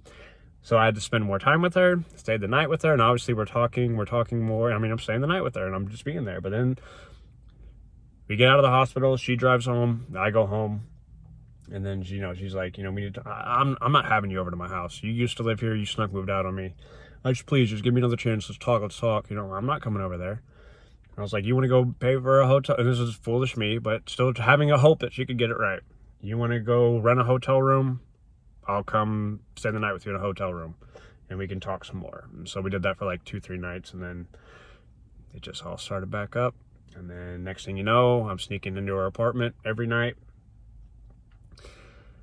carrying groceries, carrying gallons of water. You know, okay, can you grab me a gallon of water too? And, you know, a gallon of water weighs 8 pounds, like, and I'm carrying 2 of them. So, you know, 16 pounds right there, plus food and other pizzas for us to eat and other stuff. And I'm literally, I think it was like a 0.8 mile walk because it's just how our apartments were located. There was nowhere to park. There was a neighborhood nearby, 0.8 miles nearby, that had, like, on the first part of the street right there. That's where I'd park and I'd have to walk almost a mile every time each way, with the hat on, with a COVID mask on, low, just sneaking into the apartment, knowing where the least cameras were and all that stuff. And like, because everyone in the complex knew her, all the maintenance men knew her, everyone knew her, you know. Everyone had known, like, seen me, because like I had been going there previously, allowed to be there for a good amount of time. Like, so I've been seen plenty. So, and then it just went from there. And then, you know, there was a whole nother year and some months of nonsense after that. But I'm now 33 days, no contact. This was a really long video. I'm sure most of you didn't stick till the end, but if you're with a toxic, abusive person, get away, go no contact. If you think having a baby with this person is going to make this person not crazy, you are sadly mistaken. If you think going and just getting married is going to make this person not crazy, you are sadly mistaken. I got to say this just to say this on this video. Like, I mentioned, I've got 5 siblings. 4 of them are all married. 3 of them now have at least 1 child. I was supposed to have a baby back in February. And there's a whole, I mean, it's just, the abuse around that when we were supposed to have a kid and all, and that's, she was moving out again on that. I don't know, whatever. I'm not going there today, but hopefully ever. Maybe I don't have to give any more stories after this, but I had to get this story out there because, again, this is why you do not get a crazy, toxic, abusive person pregnant. This right here.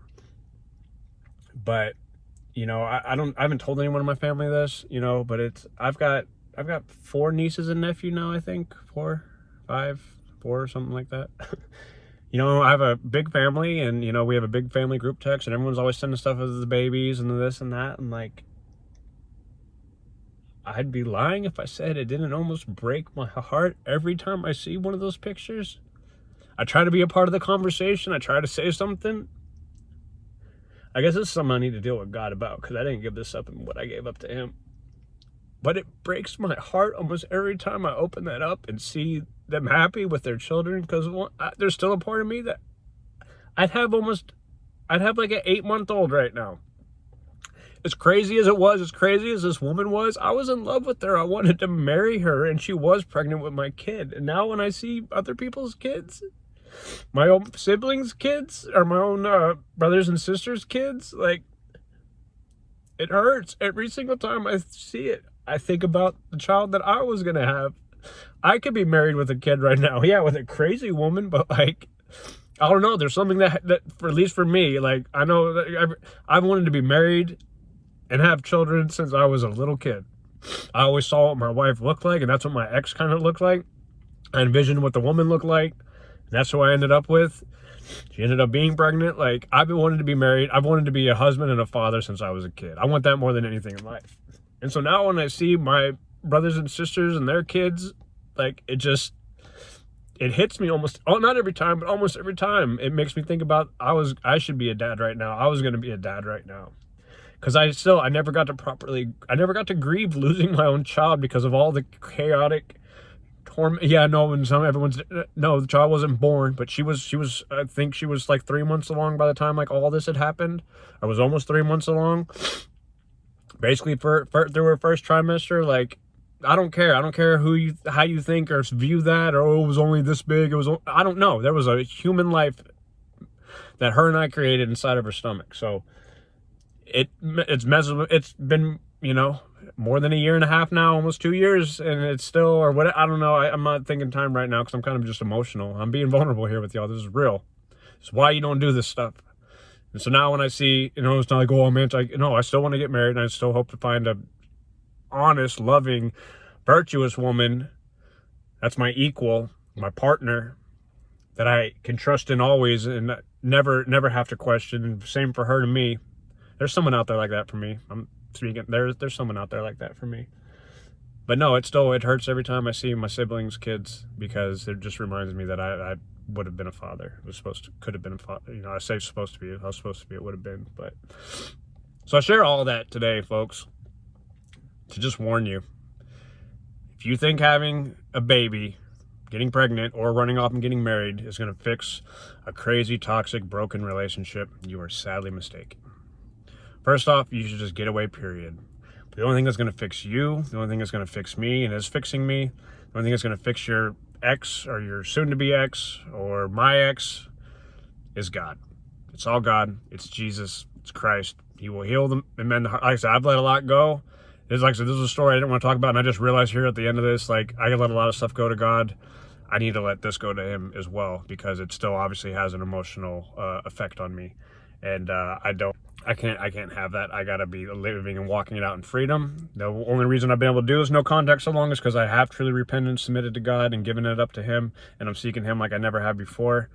And I am walking in my freedom. This was something, I'm glad I did this video as much as I did, because this gave me the breakthrough that I needed for myself. That's what this whole thing is. This is my testimony. This is my journey. And now I'm going to work on that with God, so I don't have the pain that I have that I'm carrying still deep down on this issue, because I let the pain on most of the other issues all go to him.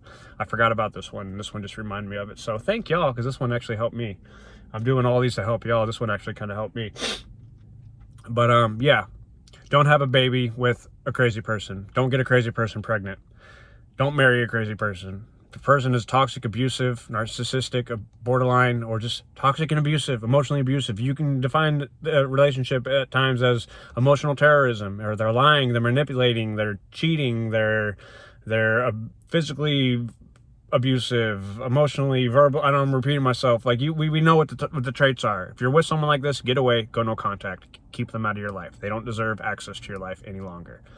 And definitely do not get pregnant by them, and do not get them pregnant. And do not run off and get married. If you think she would say it all the time, if we just have a baby, it'll fix everything. If we just get married, it'll fix everything. If we just move in together, it'll fix everything. No. Nothing's going to fix everything until that person fixes themselves. And by the time that happens, that's probably going to be far too late.